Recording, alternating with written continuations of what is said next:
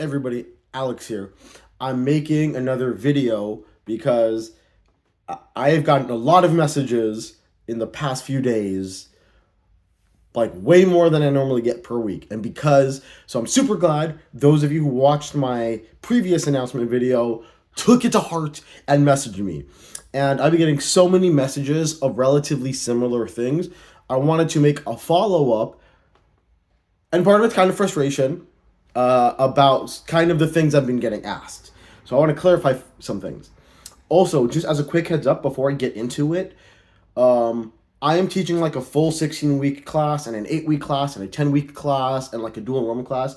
So some of these comments are just things in general that my students in all my different class types have been messaging me. This video or some of the things might not specifically relate to you or your class. They're more generic things. And because all my classes are running at kind of different speeds. All the work is exactly the same, and some of the issues I've been getting messages about are kind of the same. So that's why I wanted to make this video. But let me give a heads up. So, I'm not going to accept unreasonably late work without documentation. Just because something's unlocked doesn't mean I'm going to take it.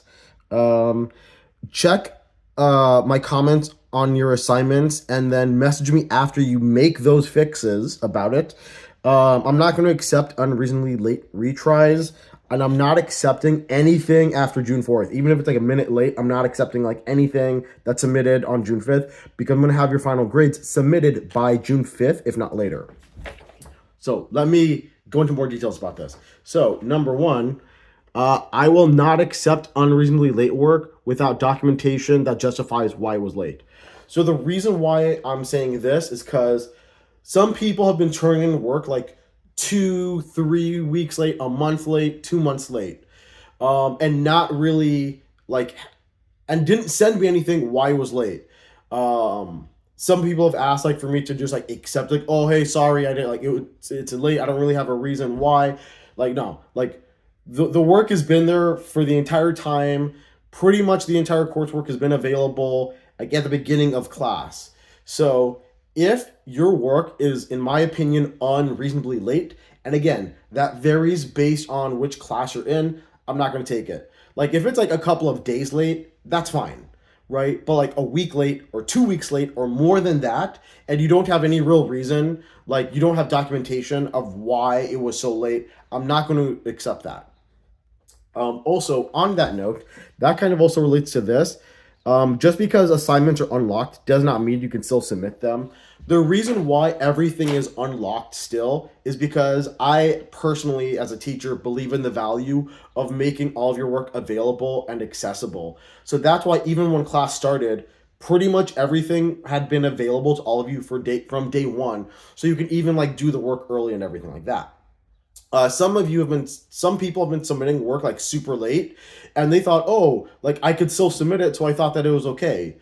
Again, but I don't believe in like locking things out, especially because sometimes I've had students who have gone on like maternity leave, and I have students who had to go like travel out of the country to go deal with like a death of a family member, and then they send me like the copy of their family member's like funeral like procession or something like that. So the reason why I don't lock things is so that way it's always possible for people to turn in work early or like even like a little bit late that's like reasonably late, and so that way like there's never any extra work involved with it. But just because all the assignments are unlocked, like if you're trying to turn in, at least one person tried this week. If you try to turn in work from like the beginning of class from like 2 months ago, it says like it's like 50 days late. Like no, like I'm not going to accept that. Other thing, check the comments on Canvas and message me after you make those fixes. So for the most part, the only big issue a lot of people have had has been that some of you have not been embedding the videos properly, despite the fact pretty much every discussion board says you have to embed the video. But for those of you who have done those fixes, thank you. Thank you for letting me know, and I've been updating those scores. Some of you have been messaging me and saying, oh, how come I got like a 10 out of like 100, or how come I got a 30 out of 100? If I gave you anything, unless it's a zero, Like if I gave you a low score, I would have left a comment why I gave you that low score. So if you got a low score, don't just like ask me like, hey, how come I got a low score on this? Check the assignment, go to your grade, click on the assignment, and check on the comment I had left you. Based on what I had told you, from there, fix whatever the thing is, and then message me on Canvas inbox. The reason why I'm saying like message me on Canvas inbox is because some people have just been leaving other comments on those assignments, but I don't get notifications for that.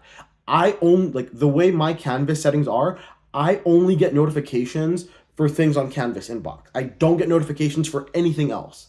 So if there's something that needs fixing, like, so once you've fixed a mistake on an assignment, message me on Canvas inbox, because I did notice that some of you, it turns out, were leaving comments like months ago, but like I don't see those things. Also, I am not taking unreasonably late retries. So again, for the public speaking class, one of the big issues people have had is not having audience members. For some people, like, because the speeches, like the main speech is worth out of 100 points.